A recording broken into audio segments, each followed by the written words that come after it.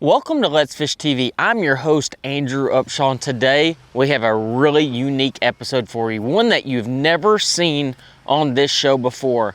Today we're going to go through day one of the NPFL event on Santee Cooper. This particular day I caught a 27-pound bag not using active target 2. In the NPFL it's not allowed.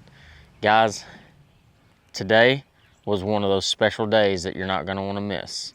Let's Fish TV is on the air right now.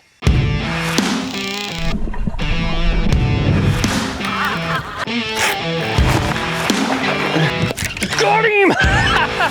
Look at that big fella right there. Oh my goodness. Woo! Look at that slab of rooski. There we go.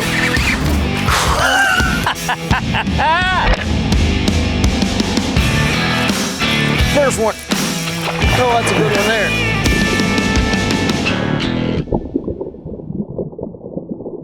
Welcome to Let's Fish TV. I'm your host, Andrew Upshaw, and today we're looking at the NPFL event, day one, when I caught 27 pounds. Yes, you heard that right, over 27 pounds of bass.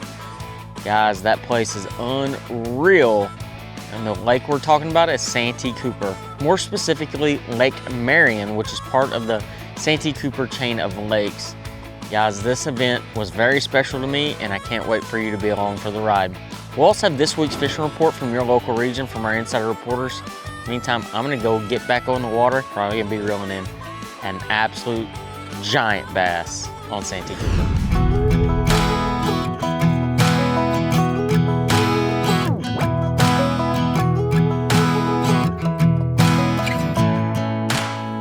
You know, when I look at the deep dive app, and we're talking about the deep dive of Santee Cooper, leading up to the event, we're finally hitting a couple of warm days consecutively. The weather was stabilizing. We'd had a ton of wind through practice, and I made a big time adjustment right before the day started.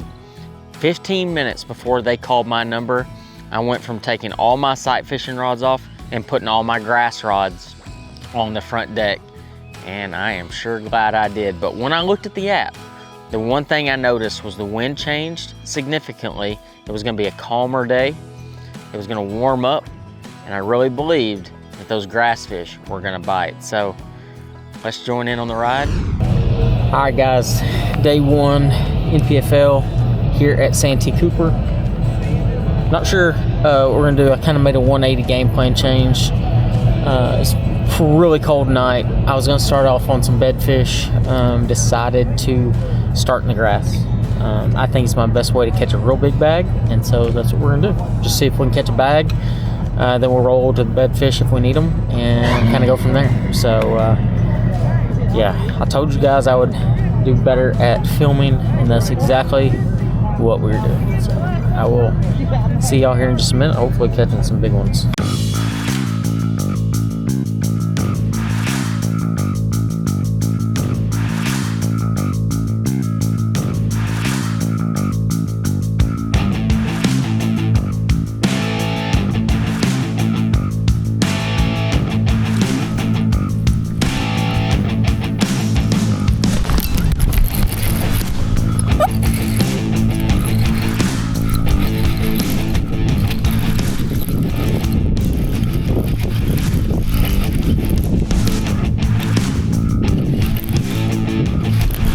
Oh my God.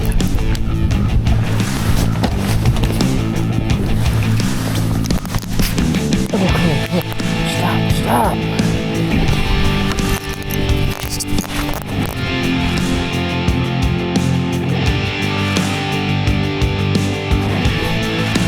I thought it was a dang freaking catfish at first.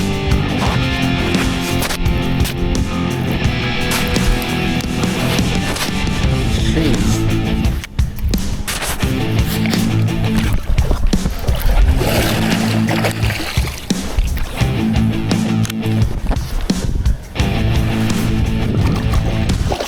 Do it.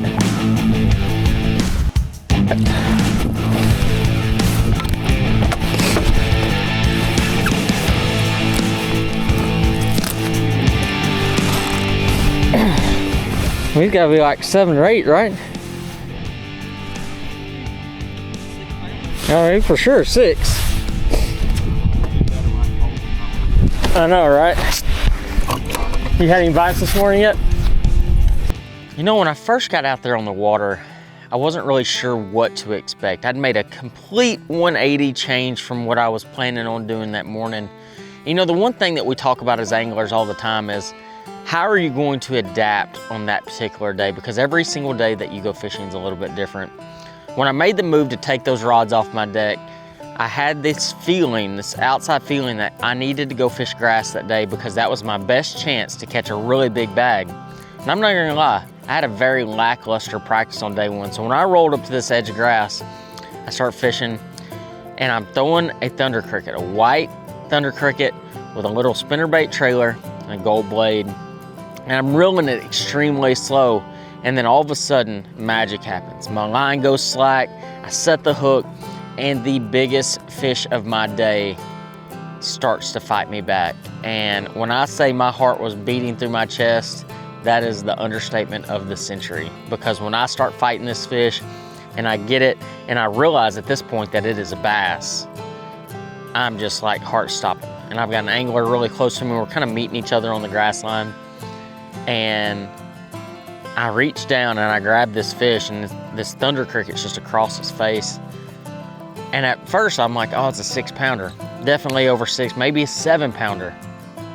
But I'm not quite sure what to think. But you'll know how big it is here in just a second. You know, it was big to me, and I knew it was a big fish. Wasn't quite sure how big it was until I caught my next one.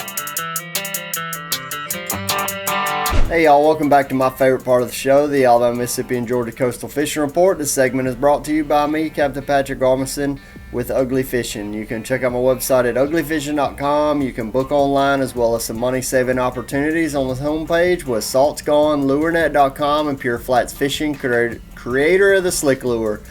Hey, along the Alabama coast, we're targeting speckled trout and slot reds around docks and inshore reefs throughout Mobile Bay. Near shore stuff, we're targeting the sheep's head, and then the beaches and sandbars, we're targeting bull reds. The sheep's head bite is still in full swing. It should continue for another week or so until that starts to taper off. The azaleas did go into full bloom, so that is generally the peak period of that spawning activity, and then it starts to taper off from there. Talked to Garrett Ross from Miss Judy's Charters. He said that the redfish bite is doing really well in the shallow waters. Said speckled trout are a little bit more hit and miss for them. They're finding them in 3 feet to about 10 feet. Slip corks has been kind of the go-to. And along the Mississippi Gulf Coast, the sheephead has been the primary focus for those guys. They are catching some trout and some slot reds throughout the inland areas. Hey y'all, thanks for checking out this week's report. Y'all remember to only keep what you need, leave the rest, and God bless, guys.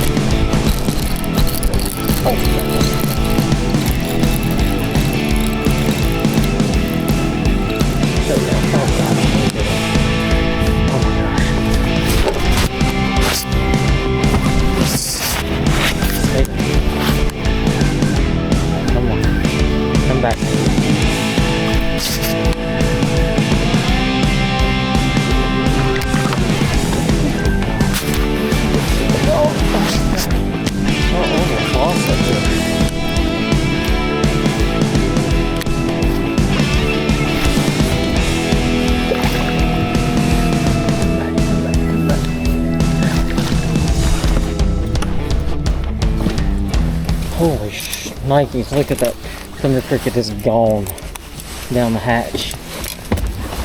I get in the boat, and mind you, I didn't weigh my big one when I caught it. I probably should have, just kind of have an idea what I was dealing with. I land this fish, and I'm like, oh, this fish might be around 4 pounds. Like it was long but real thick.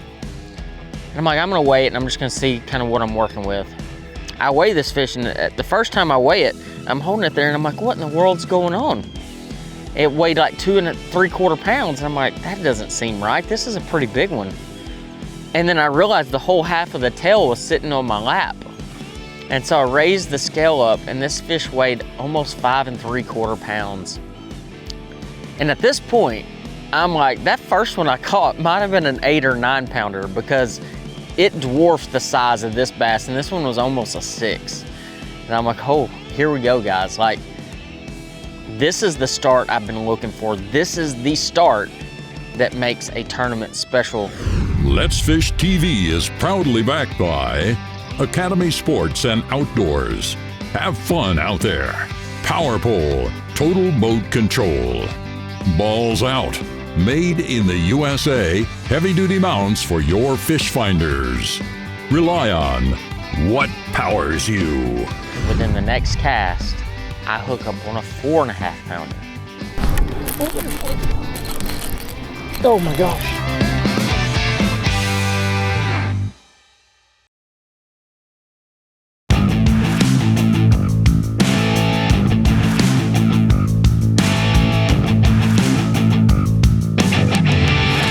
So hour number 3.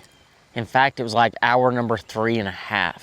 I still only have those 2 bass, and I make another pass down this magical stretch of grass. More specifically, this had a mixture between eelgrass and hydrilla. And there was little bitty patches of hydrilla kind of mixed intermittently through this eelgrass. And I restart the stretch, and as soon as I pull up, I fire my Thunder Cricket out there, I catch one.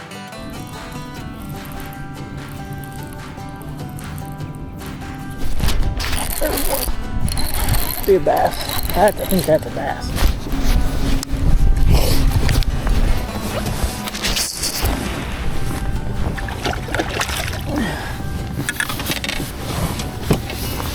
Oh, I got him barely hooked. There we go.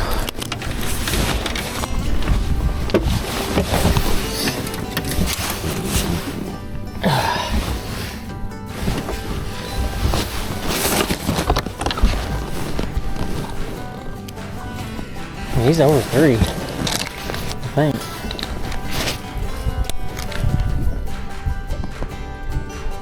No, that's a 4?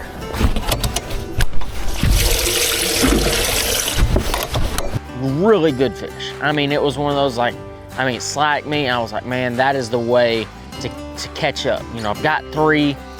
Actually, at this point, it's the smallest of the day, but when you start talking about catching bass, it's all about paying attention to these little bitty details. So I catch this fish, and I'm like, all right, man, like I weigh it, I know exactly what I got, and then I stand up. And I'll see y'all here in just a second, and we'll talk about what happens next. Hey guys, Casey O'Donnell coming to you from Wheeler Lake for your Southeast fishing report. Being sandwiched in between Gunnersville and Pickwick, Wheeler doesn't get the attention or the fishing pressure that it truly deserves. Now, I love to come to this lake mid-April because that is at the very end of winter drawdown. The water should be full pool by then, and the fish make a strong push to the bank. If you like flipping or swimming a jig around buckbrush, laydowns, or bushes, I will put this lake as good as any Tennessee River lake for that type of fishing. If you want to learn more about the premier pro model jig, fishing it in all situations, go to Casey O'Donnell on YouTube. I just did a video called The Best Bass Lure Under $4. You get to see me catch a couple big ones, and I teach you the ins and outs of this jig. So before I tell you exactly what happened, one of the most important things to do when you're fishing grass, especially hydrilla, and you're fishing the pre-spawn leading up to that spawning phase, if you catch one, immediately either drop your power poles or hit your anchor lock on your Lowrance Ghost. And guys, it makes a world of difference because a lot of times you can fire back in there and catch a bass. That's exactly what I did in this situation. Within the next cast, I hook up on a 4.5 pounder. Oh my gosh. Oh no, second. That's another good one. Not a big one, but he's a good one. For sure. Oh yeah.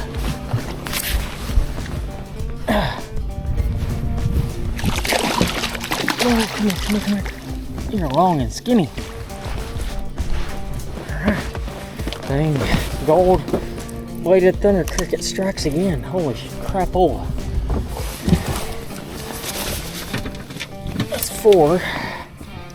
And right then and there, I'm like, I got a bag. And I've only got 4 so far, but I know I've got a really good chance of doing well. I went from 2 bass for the first 3.5 hours to 4 within a 5-minute time frame. And that's what it's all about. And it's all about sticking to your guns and being confident that what you're doing is the right thing. The reason I knew I was doing the right thing is because my thunder cricket was getting choked. And what I mean by that is the thunder cricket was down the fish's throat when I'm catching them. What that tells me is A, I'm throwing the right bait in the right color. And B, I don't need to stop what I'm doing because it's whatever I'm doing is the right thing on that right particular day. And that's exactly what the case was. You know, one of the big keys in this particular event was using a lighter than average thunder cricket. Now, there was a lot of guys throwing vibrating jigs from 3/8 to 5/8 ounce in size. I was throwing a 3/8 ounce, fishing deeper grass. So I had to use a lighter than average line on my thunder cricket to be able to feather that thunder cricket through the top of the grass. And that was the big key to catching those fish. But guys, we're on number 4. I've only caught 4 so far today. The best is yet to come. Let's Fish TV is proudly backed by Lowrance, the ultimate fishing system. Alabama beaches. You'll get it when you get here. Fish tips. Connect with the experts to find fish fast. 5 in the bag. We're going to see some fish. 27 pounds, 5 ounces for the Texas Pro.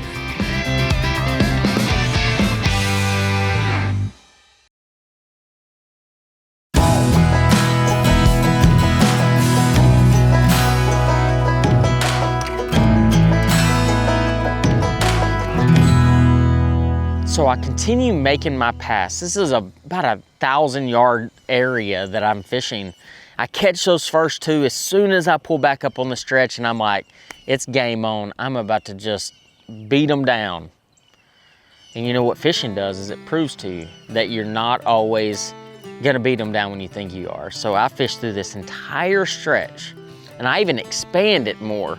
And I go down this little creek channel, and I fished now for 2 hours without a bite because I'm taking my time, I'm fishing slow, I'm trying to capitalize on every opportunity that I have.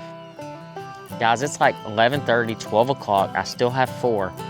I round this corner and I'm using, you know, because in the NPFL, we're not allowed to use forward-facing sonar. So that means no active target 2 or anything like that.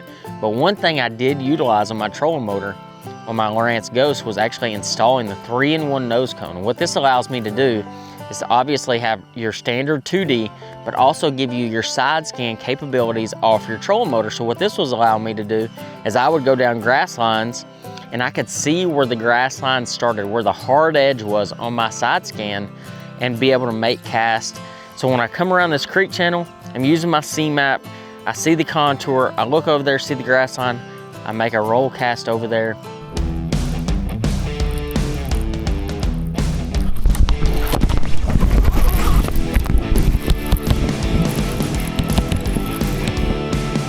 Looks like a bass.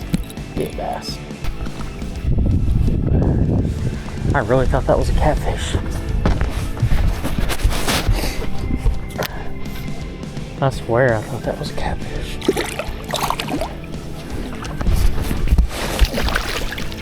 Come here. Oh my gosh. Alright, now we're going to practice the rest of the day. Academy Sports and Outdoor Pro from Hemphill, Texas. How about it for my good friend there, Andrew Upshaw? 5 in the bag. We're going to see some fish. 27 pounds, 5 ounces. Folks, get loud for him here at John C. Land. Put your hands together, folks, for Andrew Upshaw right there, the Texas Pro. Yeah, thank you very much. You know, this was the fresh start that I was really hoping I'd have, and after the practice I had, I really, honestly, I didn't know if I was going to catch a bass today. First day of practice I had a really good, the last 2 were just awful. So I just went practicing today. Ain't no money in practice. Save it for the big days. You got 3 days of fish. You got 2 more. That's the foundation that you want out there.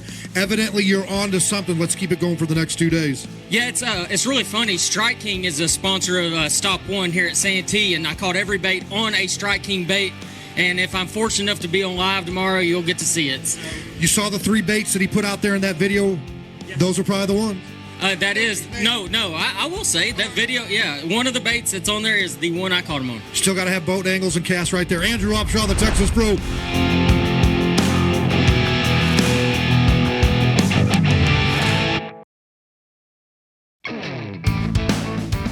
Let's Fish TV is proudly backed by Lose, Feel the Difference, Strike King, Tie One On, Glacier Outdoor, Outdoors since 1982, Deep Dive, Decode Your Lake. Here's today's Right Stuff, presented by Academy Sports and Outdoors. Well, here it is, guys. This is the bait that I used to catch the 27 pounds, 5 ounces on Santee Cooper. Now, the cool thing about the MPFL is, like I said, we have no forward-facing sonar. So we got to get back to the grassroots of fishing, the fun part of fishing, going out there, making your cast, and having the full suspense of knowing when you're gonna catch a fish and when you're not. So you always gotta be ready. And sometimes, in certain situations, you're not paying attention and one of those fish slack on that vibrating jig and just make it fun. But the bait I was using was a 3/8 ounce Thunder Cricket. This is the standard Thunder Cricket. There's 2 different ones that Strike King makes. They make the tungsten and the regular. I was throwing the regular. I prefer the regular one when it comes to a 3/8 ounce. But one of the big keys is the gold blade. When you're in that area, whether it be South Carolina, Southern Georgia, like Seminole, Florida, gold blades get you more bites. And it's just one of those things that I always have tied on. I was throwing a white pearl Thunder Cricket with an old school, I mean super old school trailer, a twin tail spinnerbait trailer. And what this did is it gave the bait a little bit more of an erratic action, but also I was allowed to fish that thing just a little bit deeper, and it allowed me to slow the bait down even more. So that was the big key of the bait.